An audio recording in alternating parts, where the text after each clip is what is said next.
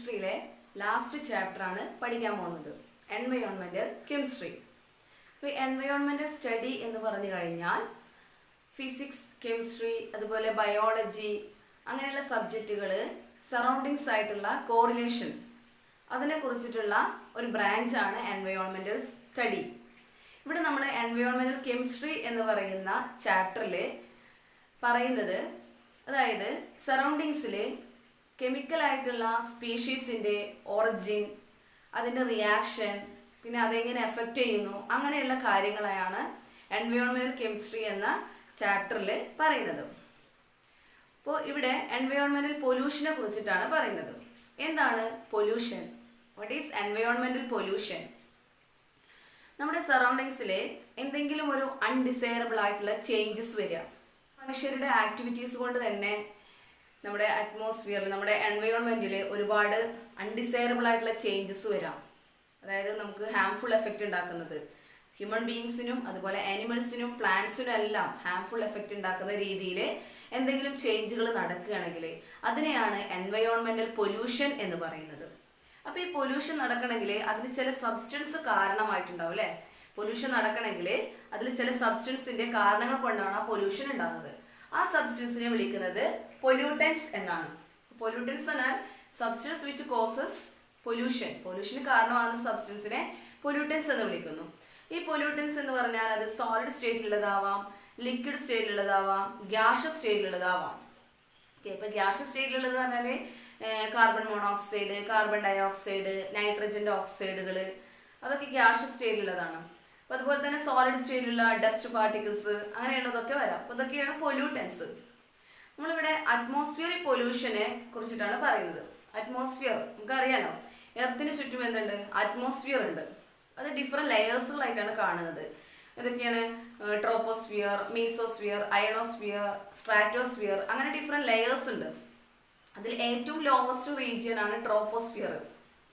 അപ്പോൾ ഈ ട്രോപ്പോസ്ഫിയറിക് പൊല്യൂഷൻ എന്ന് പറഞ്ഞു കഴിഞ്ഞാൽ ട്രോപ്പോസ്ഫിയറിൽ നടക്കുന്ന, ട്രോപ്പോസ്ഫിയർ എന്ന് പറഞ്ഞാൽ ഹ്യൂമൻ ബീയിങ്സും അതുപോലെ തന്നെ മറ്റു ലിവിങ് ഓർഗാനിസംസ് ഒക്കെ ജീവിക്കുന്ന ഒരു ലെയറാണ് ട്രോപ്പോസ്ഫിയർ. അപ്പോൾ ഈ ട്രോപ്പോസ്ഫിയറിൽ നടക്കുന്ന അൺഡിസൈറബിൾ ചേഞ്ചസിനെയാണ് ട്രോപ്പോസ്ഫിയറിക് പൊല്യൂഷൻ എന്ന് പറയുന്നത്. ഈ ട്രോപ്പോസ്ഫിയറിക് പൊല്യൂഷന് കാരണമാകുന്ന പൊല്യൂട്ടൻസ് രണ്ട് ടൈപ്പ് ഉണ്ട്. ഗ്യാഷ്യസ് എയർ പൊല്യൂട്ടൻസും അതുപോലെ പാർട്ടിക്കുലേറ്റ് പൊല്യൂട്ടൻസും. ഗ്യാഷ്യസ് എയർ പൊല്യൂട്ടൻസ് എന്ന് പറയുമ്പോൾ കാർബണിൻ്റെ, നൈട്രജൻ്റെ, അതുപോലെ സൾഫറിൻ്റെ ഒക്കെ ഓക്സൈഡുകൾ അല്ലേ? ഇപ്പോൾ കാർബൺ ഡൈ ഓക്സൈഡ് എന്ന് പറയുമ്പോൾ കാർബൺ മോണോക്സൈഡ്, കാർബൺ ഡയോക്സൈഡ്. നൈട്രജൻ്റെ ഓക്സൈഡ് ആണെങ്കിലോ നൈട്രിക് ഓക്സൈഡ്, നൈട്രജൻ ഡയോക്സൈഡ്, അങ്ങനെയുള്ള ഓക്സൈഡുകൾ. സൾഫറിൻ്റെതാണെങ്കിൽ സൾഫർ ഡയോക്സൈഡ്, സൾഫർ ട്രയോക്സൈഡ്, അങ്ങനെയുള്ള ഓക്സൈഡുകൾ ഉൾപ്പെടുന്നതാണ് gaseous air pollutant. Particulate pollutants എന്ന് പറഞ്ഞു കഴിഞ്ഞാൽ ഡസ്റ്റ് പാർട്ടിക്കിൾസ്, അതുപോലെ സ്മോക്ക്, ഫ്യൂംസ്, അതുപോലെ സ്മോഗ്, അങ്ങനെയുള്ളതൊക്കെ ഉൾപ്പെടുന്നതാണ് പാർട്ടിക്കുലേറ്റ് പൊല്യൂട്ടൻസ്. അപ്പോൾ ട്രോപ്പോസ്ഫിയറിൽ നടക്കുന്ന പൊല്യൂഷനാണ് ട്രോപ്പോസ്ഫിയറിക് പൊല്യൂഷൻ. അപ്പോൾ ഈ ഗ്യാഷ്യസ് എയർ പൊല്യൂട്ടൻസിൽ തന്നെ വളരെ ഇമ്പോർട്ടൻ്റ് ആയിട്ടുള്ള ഒരു ഗ്യാസ് ആണ് കാർബൺ ഡയോക്സൈഡ് അല്ലേ? ഈ കാർബൺ ഡയോക്സൈഡ് നമുക്കറിയാം, റെസ്പിറേഷനിലൂടെയാണ് അത് റിലീസ് ചെയ്യുന്നത്. നമ്മൾ പുറത്തേക്ക് വിടുന്നത് കാർബൺ ഡയോക്സൈഡ് ആണ്. പിന്നെ എങ്ങനെയൊക്കെയാണ് കാർബൺ ഡയോക്സൈഡ് ഉണ്ടാകുന്നത്? പിന്നെ ഫോസിൽ ഫ്യൂവൽസ് ബേൺ ചെയ്യുമ്പോൾ കാർബൺ ഡയോക്സൈഡ് ഉണ്ടാവും.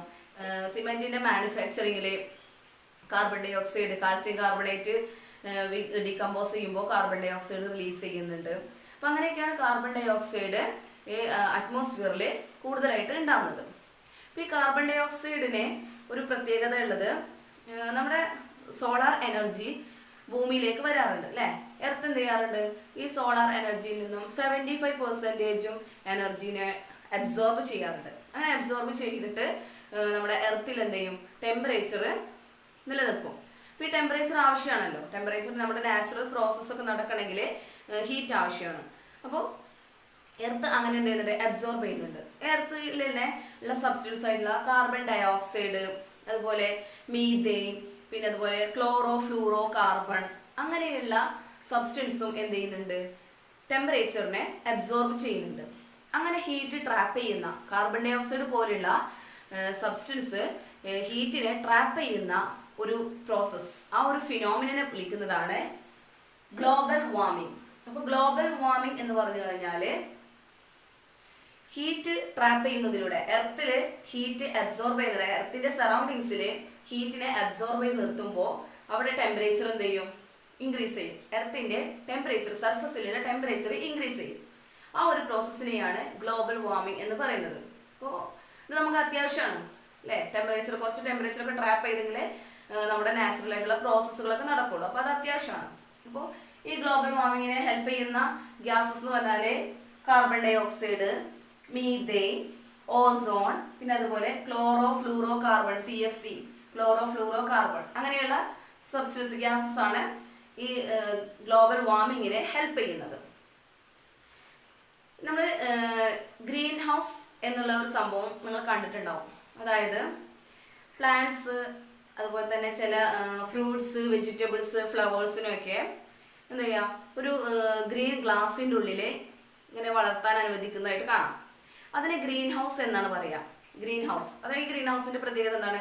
ആ ഗ്ലാസ് ആവശ്യത്തിന് ഹീറ്റിനെ, ടെമ്പറേച്ചറിനെ ട്രാപ്പ് ചെയ്ത് നിർത്തും. അപ്പോൾ ട്രാപ്പ് ചെയ്ത് നിർത്തുമ്പോൾ ഇവയ്ക്ക് എന്ത് ചെയ്യാൻ പറ്റും? നന്നായിട്ട് ഗ്രോ ചെയ്യാൻ പറ്റും. അപ്പോൾ ആ ഒരു ഫിനോമിനാണ് ഗ്രീൻ ഹൗസ്. ഇതുപോലൊരു ഗ്രീൻ ഹൗസ് നമുക്ക് ചുറ്റുമുണ്ട്. നമുക്കത് വിസിബിൾ ആവുന്നില്ല എന്നുള്ളൂ. എന്താണ്? നമ്മുടെ എർത്തിന് ചുറ്റും അറ്റ്മോസ്ഫിയർ ഇതുപോലെ ഒരു ഗ്രീൻ ഹൗസ് ആയിട്ട് നിൽക്കുന്നുണ്ട്. ഈ അറ്റ്മോസ്ഫിയറിലേക്ക് എന്ത് ചെയ്യുന്നു? ടെമ്പറേച്ചറിനെ ട്രാപ്പ് ചെയ്ത് നിർത്തുന്നുണ്ട്. അപ്പോൾ ആ ഒരു ഫിനോമിനെ ഗ്രീൻ ഹൗസ് എഫക്റ്റ് എന്ന് പറയുന്നു. ഗ്രീൻ ഹൗസ് ഇഫക്റ്റ് എന്ന് പറഞ്ഞാൽ trapping of temperature by greenhouse. അപ്പോൾ ഗ്രീൻ ഹൗസ് ടെമ്പറേച്ചറിനെ ട്രാപ്പ് ചെയ്യുന്നതിനെ ഗ്രീൻ ഹൗസ് എഫക്റ്റ് എന്ന് പറയുന്നു. അപ്പോൾ ഈ ടെമ്പറേച്ചർ ട്രാപ്പ് ചെയ്യാൻ കാരണമായിട്ടുള്ള സബ്സ്റ്റൻസ് ഏതൊക്കെയാണ്? നമ്മൾ നേരത്തെ പറഞ്ഞ ഗ്ലോബൽ വാർമിങ്ങിന് കാരണമാകുന്ന സബ്സ്റ്റൻസ് തന്നെയാണ്. ഏതൊക്കെ? Carbon dioxide, methane, ozone, chlorofluorocarbons. അപ്പോൾ തന്നെയാണ് ഗ്രീൻ ഹൗസ് എഫക്റ്റിനെയും ഹെൽപ്പ് ചെയ്യുന്നത്. എന്നാൽ ഒരുപാട് ടെമ്പറേച്ചർ, കാർബൺ ഡൈ ഓക്സൈഡിന്റെ എമൗണ്ട് കൂടുകയാണെങ്കിൽ അത് ഒരുപാട് ടെമ്പറേച്ചറിനെ എന്ത് ചെയ്യും? ട്രാപ്പ് ചെയ്യും. അങ്ങനെ ഒരുപാട് ടെമ്പറേച്ചർ ട്രാപ്പ് ചെയ്ത് കഴിഞ്ഞാൽ അത് ബുദ്ധിമുട്ടാണ്. നമ്മുടെ നാച്ചുറൽ പ്രോസസ്സിനെ എന്ത് ചെയ്യും? ഡിസ്റ്റർബ് ചെയ്യും. നമുക്ക് കുറച്ചൊക്കെ ടെമ്പറേച്ചർ ആവശ്യമുള്ളൂ, പക്ഷെ ആ ടെമ്പറേച്ചറിന്റെ അളവ് എന്ത് ചെയ്യാൻ പാടില്ല? ഇൻക്രീസ് ചെയ്യാൻ പാടില്ല. അങ്ങനെ ഇൻക്രീസ് ചെയ്യുകയാണെങ്കിൽ അതെന്തുണ്ടാക്കും? അറ്റ്മോസ്ഫിയറിൽ ഒരുപാട് ഹാംഫുൾ ആയിട്ടുള്ള എഫക്റ്റുകൾ ഉണ്ടാക്കും. ഓക്കെ, അപ്പോൾ global warming, greenhouse effect എന്താണെന്ന് മനസ്സിലായോ? എർത്ത് ടെമ്പറേച്ചറിനെ ട്രാപ്പ് ചെയ്ത് നിർത്തുന്ന ആ ഒരു ഫിനോമിനാണ് ഗ്ലോബൽ വാർമിംഗ്. അത് ഗ്രീൻ ഹൗസ് എഫക്റ്റിലൂടെയാണ് നമ്മളതിനെ ആ ഒരു ടെമ്പറേച്ചർ നമുക്ക് കിട്ടുന്നത്. അങ്ങനെ ട്രാപ്പ് ചെയ്യുന്ന ഗ്രീൻ ഹൗസ് ഗ്യാസസ് ഏതൊക്കെയാണ്? Carbon dioxide, ozone, chlorofluorocarbons, പിന്നെ അതുപോലെ മീഥേൻ, അങ്ങനെയുള്ള സബ്സ്റ്റൻസ് ആണ്. ഓക്കെ, ഇനി മറ്റൊരു ടോപ്പിക് നമുക്ക് പഠിക്കാനുള്ളത് ആസിഡ് റെയിനെ കുറിച്ചിട്ടാണ്. ആസിഡ് റെയിൻ, റെയിൻ വാട്ടർ എന്ന് പറഞ്ഞു കഴിഞ്ഞാൽ അതിന്റെ pH എത്രയാണ്? 5.6 ആണ് pH. അറിയാലോ pH എന്ന് പറഞ്ഞാൽ എന്താണ്? അസിഡിറ്റി അല്ലെങ്കിൽ ബേസിസിറ്റി മെഷർ ചെയ്യുന്ന ഒരു മെഷർമെന്റ് ആണ് pH സ്കെയിൽ. അപ്പോൾ വാട്ടറിന്റെ, ആസിഡ് റെയിന്റെ pH എന്ന് പറഞ്ഞാൽ 5.6 ആണ്. എന്നാൽ ഈ ആസിഡിന്റെ pH 5.6നേക്കാളും താഴെ വരികയാണെങ്കിൽ അതിനെയാണ് ആസിഡ് റെയിൻ എന്ന് പറയുന്നത്. It is the pH of rain water become below 5.6. 5.6നേക്കാളും താഴെ വരികയാണെങ്കിൽ അതിനെ ആസിഡ് റെയിൻ എന്ന് പറയും. എങ്ങനെയാണ് ഈ ആസിഡ് റെയിൻ ഉണ്ടാകുന്നത്? ആസിഡ് റെയിൻ ഉണ്ടാകുന്നത് നമ്മുടെ അറ്റ്മോസ്ഫിയറിലേക്ക് റിലീസ് ചെയ്യുന്ന നൈട്രജന്റെ ഓക്സൈഡുകൾ, സൾഫറിന്റെ ഓക്സൈഡുകൾ, അതൊക്കെയാണ് ആസിഡ് റെയിനിന് കാരണമാകുന്നത്. എങ്ങനെയാണ് ഇവ കാരണമാകുന്നത്? സൾഫർ ഡൈ ഓക്സൈഡ് റിലീസ് ചെയ്യാറുണ്ട് അല്ലേ? ഫാക്ടറികളിൽ നിന്നൊക്കെ സൾഫർ ഡൈ ഓക്സൈഡ് എന്ത് ചെയ്യാറുണ്ട്? പുറത്തേക്ക് വിടാറുണ്ട്. ഈ സൾഫർ ഡൈ ഓക്സൈഡ് വാട്ടറായിട്ട്, റെയിൻ വാട്ടറായിട്ട് കമ്പൈൻ ചെയ്യുമ്പോൾ സൾഫ്യൂരിക് ആസിഡ് ആയിട്ട് മാറും. സൾഫ്യൂരിക് ആസിഡ് നമുക്ക് അറിയാലോ, ഒരു സ്ട്രോങ് ആയിട്ടുള്ള ആസിഡ് ആണ്. അതുപോലെ തന്നെ നൈട്രജൻ ഡൈ ഓക്സൈഡ്, നൈട്രജന്റെ ഓക്സൈഡുകൾ, ഇതും ഇതുപോലെ റെയിൻ വാട്ടറിൽ മിക്സ് ചെയ്ത് കഴിഞ്ഞാൽ HNO3 നൈട്രിക് ആസിഡ് ആയിട്ട് മാറും. അപ്പോൾ ഈ നൈട്രിക് ആസിഡ്, സൾഫ്യൂരിക് ആസിഡ് ഒക്കെ എന്ത് ചെയ്യും? റെയിൻ വാട്ടറിൽ മിക്സ് ചെയ്ത് കഴിഞ്ഞാൽ, റെയിൻ വാട്ടറിൽ ആസിഡിക് പ്രോപ്പർട്ടി വന്നു കഴിഞ്ഞാൽ ആ റെയിൻ വാട്ടർ ആണ് എന്ത് ചെയ്യുന്നത്? റിവറിലേക്കും ലേക്കിലേക്കും ഒക്കെ ഒഴുകുന്നത്. അപ്പോൾ എന്ത് ചെയ്യും? അവിടെയുള്ള അക്വാട്ടിക് സ്പീഷീസിന് അത് അൺകംഫർട്ടബിൾ ആകും. മാത്രമല്ല ഡ്രിങ്കിങ് വാട്ടർ, നമ്മൾ ഇങ്ങനെയുള്ള വാട്ടറാണ് കുടിക്കുന്നത്. അപ്പോൾ ഡ്രിങ്കിങ് വാട്ടർ എന്ത് ചെയ്യും? നമുക്ക് അൺസൂട്ടബിൾ ആവും. അപ്പം അങ്ങനെ ആസിഡ് റെയിന് ഒരുപാട് ഹാംഫുൾ എഫക്റ്റുകൾ ഉണ്ടാക്കുന്നു. ഇതിന് മെയിൻ ആയിട്ടുള്ള ഒരു ആസിഡ് റെയിൻ്റെ ഒരു ഭീഷണി എന്ന് പറഞ്ഞാൽ താജ്മഹലിലാണ് ഉണ്ടായിട്ടുള്ളത്. കാരണം താജ്മഹലിൻ്റെ ആ ഒരു മാർബിളിൻ്റെ കളറൊക്കെ ഡീകളറൈസ് ചെയ്യാൻ കാരണം ഇതിന്റെ കളർ മങ്ങാൻ കാരണം ഈ ആസിഡ് റെയിൻ ആണ്. അപ്പൊ നമ്മളിപ്പോ പറഞ്ഞു കഴിഞ്ഞത് ട്രോപ്പോസ്ഫിയറിക് പൊല്യൂഷൻ, അത് എയറിൽ നടക്കുന്ന പൊല്യൂഷനെ കുറിച്ചിട്ടാണ് പറഞ്ഞത്. ഇനി മറ്റൊന്നാണ് വാട്ടർ പൊല്യൂഷൻ. വാട്ടർ പൊല്യൂഷൻ എന്ന് പറഞ്ഞാൽ ഇതുപോലെ അൺഡിസൈറബിൾ ചേഞ്ചസ് വാട്ടറിൽ നടക്കാം. അതായത് വാട്ടറിൽ ഇപ്പോൾ ഓർഗാനിക് വേസ്റ്റുകൾ വരിക, അല്ലെങ്കിൽ അതുപോലെ തന്നെ പാത്തോജൻസ് പറഞ്ഞാൽ ബാക്ടീരിയാസ് ആണ്, അങ്ങനെയുള്ള സബ്സ്റ്റൻസ്. അതുപോലെ തന്നെ ഡൊമസ്റ്റിക് സീവേജ് അങ്ങനെയുള്ള വേസ്റ്റുകളൊക്കെ വാട്ടറിൽ വരികയാണെങ്കിൽ അതെന്ത് ചെയ്യും, ആ വാട്ടർ പൊല്യൂട്ടഡ് ആവും. അപ്പോൾ അതിനെയാണ് വാട്ടർ പൊല്യൂഷൻ എന്ന് പറയുന്നത്. ഈ ഓർഗാനിക് വേസ്റ്റ് എന്ന് പറഞ്ഞു കഴിഞ്ഞാൽ അത് ഗ്രീൻ പ്ലാന്റ്സ്, ഗ്രാസ് അങ്ങനെയുള്ളതൊക്കെ വാട്ടറിൽ എന്ത് ചെയ്യുക, ഗ്രോ ചെയ്യുക. അതാണ് ഈ ഓർഗാനിക് വേസ്റ്റ് കൊണ്ട് ഉദ്ദേശിക്കുന്നത്. അപ്പൊ അങ്ങനെയുള്ള ഈ ഓർഗാനിക് വേസ്റ്റുകൾ ഉണ്ടാകുമ്പോൾ അവയെ ഡീകമ്പോസ് ചെയ്യുന്നത് ബാക്ടീരിയ ആണ്, അല്ലെങ്കിൽ മൈക്രോ ഓർഗാനിസം ആണ് ഈ ഗ്രീൻ പ്ലാന്റ്സിനെ, അതായത് ഈ ഓർഗാനിക് വേസ്റ്റിനെ ഡീകമ്പോസ് ചെയ്യുന്നത്. അങ്ങനെ ഡീകമ്പോസ് ചെയ്യണമെങ്കിൽ അവരെന്ത് ചെയ്യും, ഈ വാട്ടറിലെ ഓക്സിജന് ഡിസോൾവ് ചെയ്തിട്ടുണ്ടാവും. വാട്ടറിൽ ഓക്സിജൻ ഉണ്ടായിരിക്കും, ഡിസോൾവ്ഡ് ഓക്സിജൻ ഉണ്ടായിരിക്കും. ഈ ഡിസോൾവ്ഡ് ഓക്സിജനെ ഉപയോഗിച്ചുകൊണ്ടാണ് ഈ ബാക്ടീരിയാസ് ഓർഗാനിക് വേസ്റ്റിനെ ഡീകമ്പോസ് ചെയ്യുന്നത്.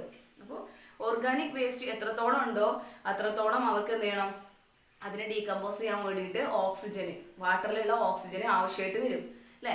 അപ്പോൾ വാട്ടറിലുള്ള ഓർഗാനിക് വേസ്റ്റിനെ ഡീകമ്പോസ് ചെയ്യാൻ ബാക്ടീരിയാസിന് എന്ത് വേണം, ഓക്സിജൻ വേണം. ആ ഓക്സിജൻ അവരെവിടെ നിന്ന് എടുക്കുന്നത്, ആ വാട്ടറിലുള്ള ഓക്സിജനാണ് എടുക്കുന്നത്. അപ്പൊ അങ്ങനെ ഡീകമ്പോസ് ചെയ്യും തോറും വാട്ടറിലുള്ള ഡിസോൾവ്ഡ് ഓക്സിജന്റെ അളവ് എന്തെങ്കിലും കുറയും. അങ്ങനെ അളവ് കുറഞ്ഞു കഴിഞ്ഞാൽ എന്തായിരിക്കും, അത് അക്വാട്ടിക് സ്പീഷീസ്, അവിടെ ജീവിക്കുന്ന കുറെ സ്പീഷീസ് ഉണ്ടല്ലോ, അവർക്ക് ആവശ്യത്തിനുള്ള ഓക്സിജൻ കിട്ടാതെ വരും അല്ലെ. കാര്യം ഓക്സിജൻ എന്ന് പറഞ്ഞാല് അത് ഗ്രീൻ പ്ലാന്റ്സ് ഫോട്ടോസിന്തസിസ് നടക്കുമ്പോൾ ഓക്സിജന് പുറത്തേക്ക് വിടുന്നുണ്ട്. പക്ഷെ എന്നിരുന്നാലും നൈറ്റിലാവുമ്പോൾ ഈ ഫോട്ടോസിന്തസിസ് സ്റ്റോപ്പ് ചെയ്യും. പക്ഷെ ഇവിടെ ഈ അക്വാട്ടിക് സ്പീഷീസിന്റെ റെസ്പിറേഷൻ എന്ത് ചെയ്യുന്നുണ്ടാവും, ഇതുപോലെ കണ്ടിന്യൂ ചെയ്യുന്നുണ്ടാവും അല്ലെ. അപ്പൊ അവർക്ക് ഓക്സിജൻ എപ്പോഴും വേണം. അപ്പൊ ഈ ഓർഗാനിക് വേസ്റ്റ് വാട്ടറിൽ ഇങ്ങനെ കൂടുകയാണെങ്കിൽ, അതിന്റെ അളവ് കൂടുകയാണെങ്കിൽ ഈ ഓക്സിജൻ, ഡിസോൾവ്ഡ് ഓക്സിജൻ അളവ് കുറയും. കാരണം മൈക്രോ ഓർഗാനിസംസ്, ബാക്ടീരിയാസ് ഈ ഡിസോൾവ്ഡ് ഓക്സിജനെ അബ്സോർബ് ചെയ്തുകൊണ്ടാണ് ആ മൈക്രോ ഓർഗാനിസത്തിനെ ഡീകമ്പോസ് ചെയ്യുന്നത്. അങ്ങനെ ഒരു ഓർഗാനിക് വേസ്റ്റിനെ ഡീകമ്പോസ് ചെയ്യാൻ വേണ്ടിയിട്ട് ഒരു ബാക്ടീരിയക്ക് ആവശ്യമായിട്ടുള്ള ഓക്സിജൻ, ഡിസോൾവ്ഡ് ഓക്സിജന്റെ എമൗണ്ടിനെ വിളിക്കുന്നതാണ് BOD, that is biochemical oxygen demand or biological oxygen demand. Biochemical അല്ലെങ്കിൽ ബയോളജിക്കൽ എന്ന് പറയാം. ബയോകെമിക്കൽ ഓക്സിജൻ ഡിമാൻഡ് BOD എന്ന് പറഞ്ഞു കഴിഞ്ഞാല് ബാക്ടീരിയാസിന് റിക്വയർഡ് ആയിട്ടുള്ള എമൗണ്ട് ഓഫ് ഓക്സിജൻ ആണ്. എന്തിനു വേണ്ടിയിട്ട്, to decompose, to break down the organic waste present in water. വാട്ടറിൽ പ്രസന്റ് ആയിട്ടുള്ള ഓർഗാനിക് വേസ്റ്റിനെ ഡീകമ്പോസ് ചെയ്യാൻ വേണ്ടിയിട്ട് ബാക്ടീരിയക്ക് ആവശ്യമായിട്ടുള്ള എമൗണ്ട് ഓഫ് ഓക്സിജനെയാണ് BOD എന്ന് പറയുന്നത്. അപ്പോൾ ഒരു ക്ലീൻ വാട്ടർ ആണെങ്കിൽ, ക്ലിയർ വാട്ടർ ആണെങ്കിൽ അതിന്റെ BOD ലെസ് ദാൻ 5 ppm ആയിരിക്കും. 5 ppm താഴെ ആയിരിക്കും BODയുടെ വാല്യൂ.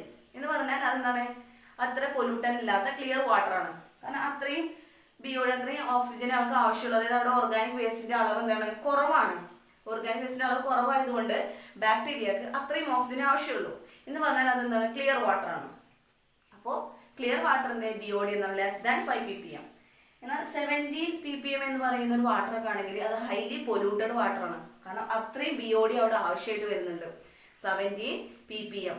അപ്പൊ അതെന്താണ്, ഹൈലി പൊല്യൂട്ടഡ് ആയിട്ടുള്ള വാട്ടർ ആണ്. അപ്പൊ നമുക്ക് ഒരു വാട്ടറിന്റെ BOD, വാട്ടറിന്റെ പൊല്യൂഷൻ അല്ലെങ്കിൽ അതിലുള്ള ഓർഗാനിക് വേസ്റ്റിന്റെ എമൗണ്ട് എത്രത്തോളം ഉണ്ടെന്ന് മനസ്സിലാക്കാൻ ആ വാട്ടറിന്റെ BOD വാല്യൂയിലൂടെ ചെക്ക് ചെയ്താൽ മതി.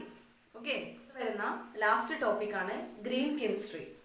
ഗ്രീൻ കെമിസ്ട്രി എന്ന് പറഞ്ഞു കഴിഞ്ഞാൽ നമ്മൾ പറഞ്ഞു എൻവയോൺമെന്റിൽ ഒരുപാട് ഹാംഫുൾ ആയിട്ടുള്ള എഫക്റ്റ് ഉണ്ടാകുന്നുണ്ട് അല്ലേ.